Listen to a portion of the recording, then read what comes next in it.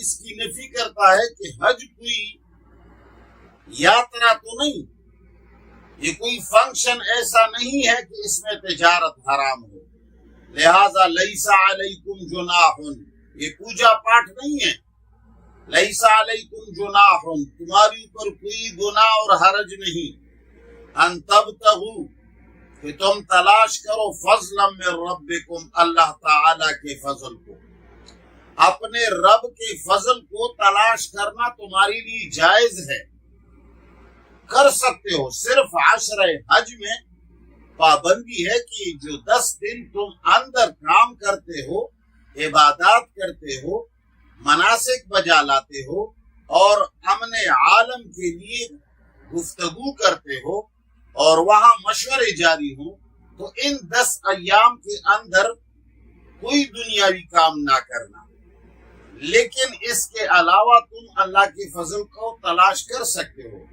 فَإِذَا أَفَضْتُم مِّنْ عَرَفَاتٍ فَاذْكُرُوا اللَّهَ عِندَ الْمَشْعَرِ الْحَرَامِ، اللہ تعالیٰ فرماتے ہیں، یہاں عام مترجمین اور مفسرین یہ لکھتے ہیں کہ بھئی جو بیت اللہ کے متولی تھے قریش، وہ عرفات تک نہیں جاتے تھے اور وہ کہتے تھے کہ ہم حرم کے حدود سے باہر نہیں نکلیں گے، اس لیے کہ ہم تو بھائی خاص لوگ ہیں۔ تو اللہ تعالیٰ نے ان کو کہا کہ فَإِذَا أَفَضْتُم مِّنْ عَرَفَاتٍ فَاذْكُرُوا اللَّهَ عِندَ الْمَشْعَرِ الْحَرَامِ، وہ آنے والی آیت ہے، ثُمَّ أَفِيضُوا مِنْ حَيْثُ أَفَاضَ النَّاسُ۔ تو اللہ تعالیٰ فرماتے ہیں لیس علیکم جناح، تمہاری اوپر کوئی حرج نہیں، ان تبتغوا فضلا من ربکم، کہ تم اللہ تعالیٰ کا فضل تلاش کرو، صرف 10 حج کے دن میں پابندی ہے۔ فَإِذَا أَفَضْتُم مِّنْ عَرَفَاتٍ، پھر جب تم اجتماع عرفات سے لوٹو، عرفات کے اندر سارے اقوام عالم کے سربراہان جمع ہو گئے، تلبیہ وغیرہ عبادات کے ساتھ ساتھ تعارف بھی ایک دوسرے کے ساتھ ہو جائے۔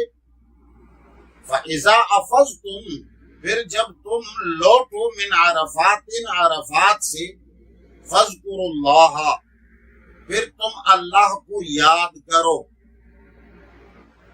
اللہ تعالیٰ کے قوانین کو اچھی طرح یاد کرو۔ کہاں؟ عند المشعر الحرام، مشعر حرام کے مقام پر۔ یہ مشعر حرام یہاں زیر غور معاملات پر عقل و شعور کے ساتھ بہت غور کے بعد فیصلے کیے جاتے ہیں، تو یہ فیصلوں کی جگہ ہے عبادت کے ساتھ ساتھ۔ لہذا اللہ فرماتے ہیں جب تم عرفات سے لوٹو، فَاذْكُرُوا اللَّهَ، تو اللہ کے قوانین کو یاد کرو، عند مشعر الحرام، مشعر حرام کے مقام پر بھی، یہاں بھی اللہ تعالیٰ کو خوب یاد رکھو، یہ فیصلے کی جگہ ہے۔ وہ اللہ تعالیٰ فرماتے ہیں وَاذْكُرُوهُ، اور تم اس طرح یاد رکھو اللہ تعالیٰ کو، وَاذْكُرُوهُ، اللہ تعالیٰ کے قوانین کو ایسے یاد کرو، کما ہداکم، جس طرح کی اس نے تمہیں پچھلے آیات میں سکھایا ہے، کما ہداکم، جس طرح کی پچھلی آیات میں اس نے تمہیں ہدایت دی ہے، ان کنتم من قبلہ لمن الضالین، اللہ فرماتے ہیں بلا شبہ تم، ان کنتم بلا شبہ تم تھے، من قبلہ، اس قرآن کے نازل ہونے سے پہلے، لمن الضالین، بے خبروں میں سے، تم لوگ سارے بٹکے ہوئے تھے، بے خبر تھے، کوئی پتہ تمہیں نہیں تھا کہ حج کیا ہے اور ان کے آیام کیا ہے، اس لیے کہ پیغمبر کو قرآن دینے سے پہلی بھی لوگوں نے حج کو اسی طرح ایک خالص پوجا پاٹ کی جگہ بنائی تھی۔ پھر آگے اللہ فرماتے ہیں ثم افیضوا من حیث افاض الناس، یہاں وہی بات ہے جو میں نے غلطی سے پہلی کہی کہ بیت اللہ کے متولیین عرفات تک نہیں جاتے تھے. تو ہمارے مفسرین نے ان کو کہا ہے یہ حیثو کو مکان کے لیے انہوں نے لیا ہے کہ تم بھی وہاں سے لوٹو جہاں سے ساری دنیا لوٹتی ہے، یعنی تم بھی حرم کے حدود سے نکل کر عرفات تک جایا کرو. مگر محققین کہتے ہیں کہ نہیں، چونکہ حج کے اندر تمام ملکوں کے سربراہان ہوتے ہیں اور اس میں عام لوگ بھی ہوتے ہیں مبصرین کی نظر سے، اللہ تعالیٰ نے ان کے لیے کہا ہے کہ تم عام لوگوں کی طرح، یہاں حیثیت کے لیے حیثو آیا ہے.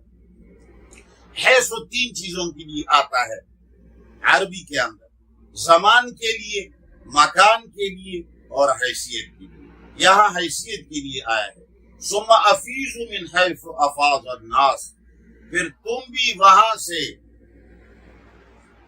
عوامی حیثیت کے ساتھ لوٹا کرو. ثم افیضوا، پھر تم بھی لوٹا کرو، من حیث افاض الناس، عام لوگوں کی حیثیت کے طرح. واستغفر اللہ، اور اللہ کی قانون کی حفاظت طلب کیا کرو. واستغفر اللہ، اللہ سے بخشش طلب کرو.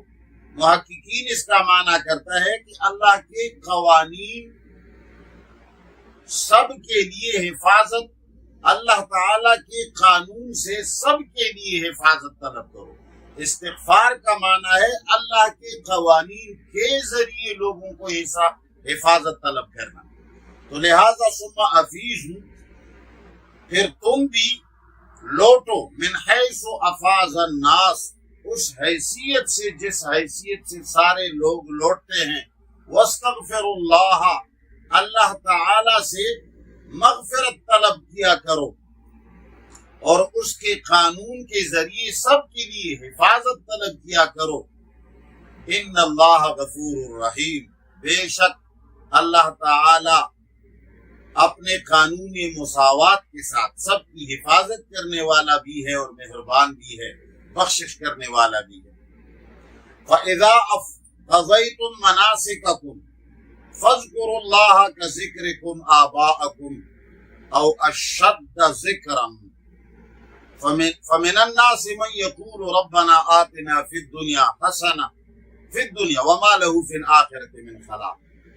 فَإِذَا قَضَيْتُم، جب تم حج سے اپنے فرائض منصبی کے تمام فرائض کو ادا کرنے کے بعد، فَإِذَا قَضَيْتُم، پھر جب تم ادا کر چکو، مناسککم،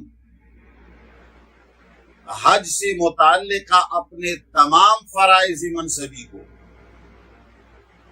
جب جو کچھ تمہاری اوپر فرض ہے حج کے اندر، عبادات اور معاملات، ان سب کو پورا کرنے کے بعد جب تم واپس لوٹو، فاذکروا اللہ، تو اب اللہ تعالی کو یاد کرو، اس کے قوانین کو یاد کرو. کیسے؟